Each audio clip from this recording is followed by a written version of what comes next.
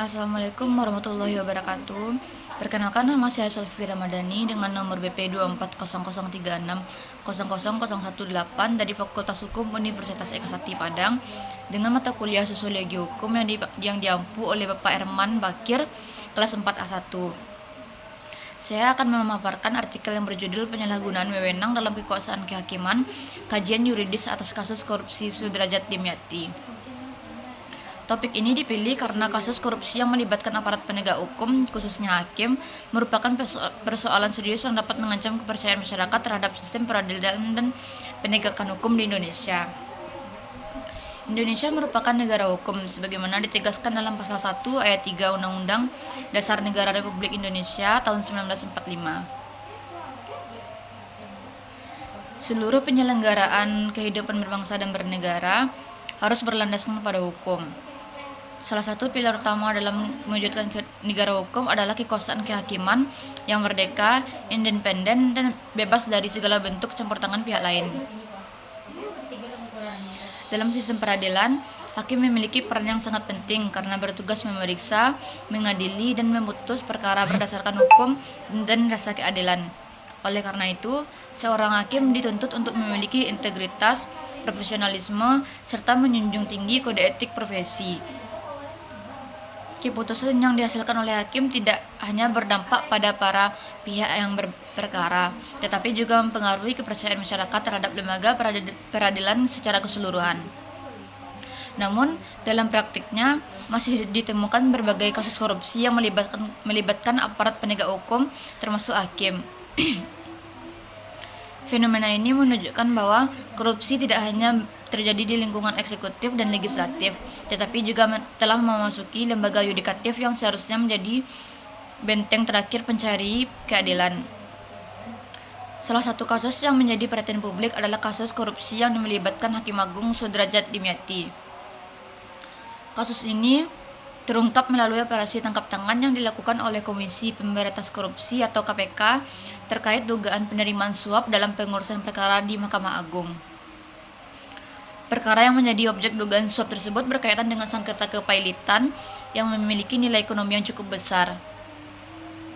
Kasus ini menjadi sorotan karena melibatkan seorang hakim agung yang menduduki posisi strategis dalam sistem peradilan Indonesia. Sebagai bagian dari Mahkamah Agung, seorang hakim agung memiliki kewenangan untuk memeriksa dan memutus perkara pada tingkat kasasi, serta menjaga konsistensi penerapan hukum di Indonesia. Oleh karena itu, keterlibatan seorang hakim agung dalam tindak pidana korupsi merupakan peristiwa yang sangat memprihatinkan dan mencederai kepercayaan masyarakat terhadap lembaga peradilan. Dalam kajian hukum, tindak yang dilakukan oleh Sudrajat Dimyati dapat dianalisis berdasarkan Undang-Undang Nomor 31 Tahun 1999 tentang Pemberantasan Tindak Pidana Korupsi sebagaimana telah diubah dengan Undang-Undang Nomor 20 Tahun 2001. Dalam undang-undang tersebut dijelaskan bahwa penyelenggaraan negara yang menerima hadiah, janji, atau keuntungan yang berkaitan dengan jabatannya dapat dikenakan sanksi pidana korupsi. Secara yuridis, terdapat beberapa unsur tindak pidana korupsi yang dapat dianalisis dalam kasus ini. Yang pertama, pelaku merupakan penyelenggara negara, yaitu hakim agung. Yang kedua, terdapat dugaan penerimaan sejumlah uang atau keuntungan tertentu. Yang ketiga, terdapat hubungan antara pemberi tersebut dengan kewenangan yang dimiliki dalam menangani perkara. Dan keempat, adanya unsur kesengajaan dalam penerimaan keuntungan yang berkaitan dengan jabatan yang diemban. Apabila unsur-unsur tersebut terbukti, maka perbuatan tersebut dapat dikualifikasikan sebagai tindak pidana korupsi yang harus dipertanggungjawabkan sesuai dengan ketentuan hukum yang berlaku. Dengan demikian, kasus ini menunjukkan bahwa tidak ada seorang pun yang kebal terhadap hukum, termasuk pejabat tinggi di lingkungan peradilan. Selain sebagai tindak pidana korupsi, tindakan tersebut juga dapat dikategorikan sebagai penyalahgunaan wewenang dalam hukum administrasi negara dikenal dengan istilah détournement de pouvoir, yaitu penggunaan kewenangan untuk tujuan yang berbeda dari tujuan yang telah ditetapkan oleh hukum. Pada dasarnya, kewenangan yang diberikan kepada hakim bertujuan untuk menegakkan hukum. memberikan kepastian hukum, dan mewujudkan keadilan bagi masyarakat. Namun, apabila kewenangan tersebut digunakan untuk memperoleh keuntungan pribadi melalui praktik suap, maka terjadi penyimpangan terhadap tujuan pemberian kewenangan tersebut. Oleh karena itu, tindakan tersebut tidak hanya melanggar hukum pidana, tetapi juga merupakan bentuk penyalahgunaan wewenang dalam perspektif hukum administrasi negara. Kasus ini juga menunjukkan adanya pelanggaran terhadap prinsip independensi peradilan. Independensi peradilan merupakan prinsip yang mengharuskan hakim bebas dari segala bentuk tekanan, pengaruh, maupun intervensi dalam menjalankan tugasnya. Setiap putusan pengadilan seharusnya didasarkan pada fakta persidangan, alat bukti, dan ketentuan hukum yang berlaku.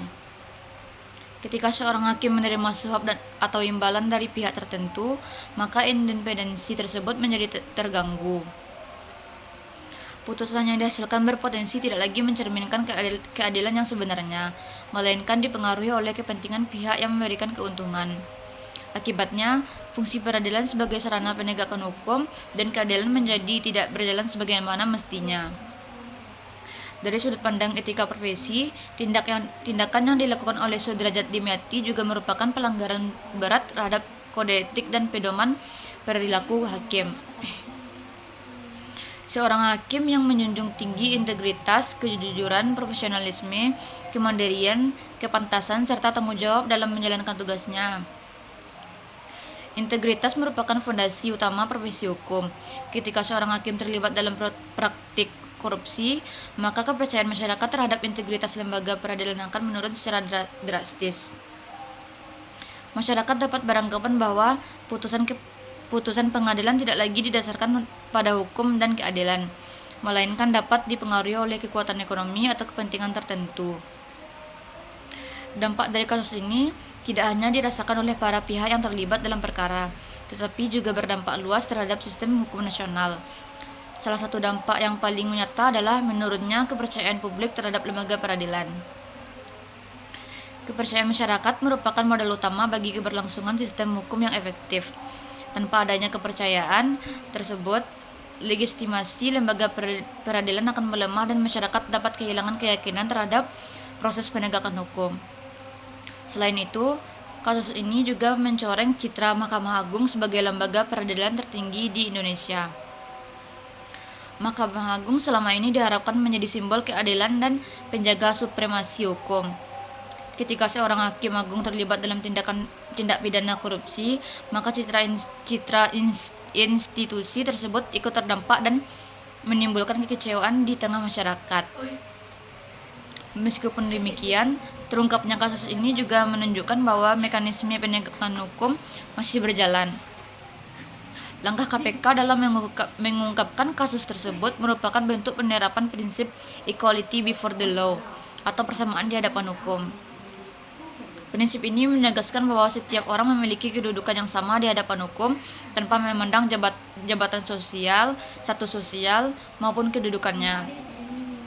Oleh karena itu, penegakan hukum yang tegas terhadap pelaku korupsi di lingkungan peradilan sangat penting untuk memberikan efek jera sekaligus menunjukkan komitmen negara dalam memberantas korupsi. Kedepan, upaya pemberantasan korupsi tidak hanya cukup dilakukan melalui penindakan hukum. Diperlukan langkah-langkah pencegahan yang lebih komprehensif seperti memperkuat sistem pengawasan internal dan eksternal terhadap hakim,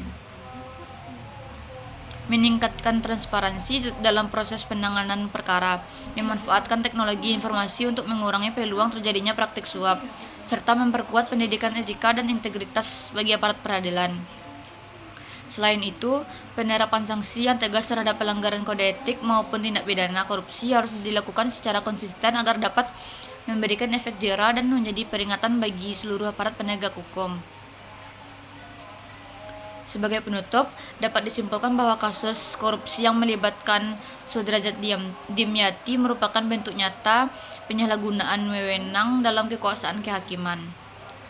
Tindakan tersebut tidak hanya memenuhi unsur tindak pidana korupsi, tetapi juga melanggar prinsip independensi peradilan, etika profesi hukum, dan nilai-nilai dasar hukum negara. Dampak yang ditimbulkan sangat luas, mulai dari menurunnya kepercayaan masyarakat terhadap lembaga peradilan hingga terganggunya upaya mewujudkan sistem hukum yang berintegritas. Oleh karena itu, penguatan pengawasan, peningkatan transparansi, pembinaan integritas hakim, serta penegakan hukum yang tegas merupakan langkah penting untuk mencegah terulangnya kasus serupa dan mewujudkan lembaga peradilan yang bersih, profesional, independen, dan berkeadilan. Sekian pemaparan yang dapat saya sampaikan. Saya ucapkan banyak terima kasih. Assalamualaikum warahmatullahi wabarakatuh.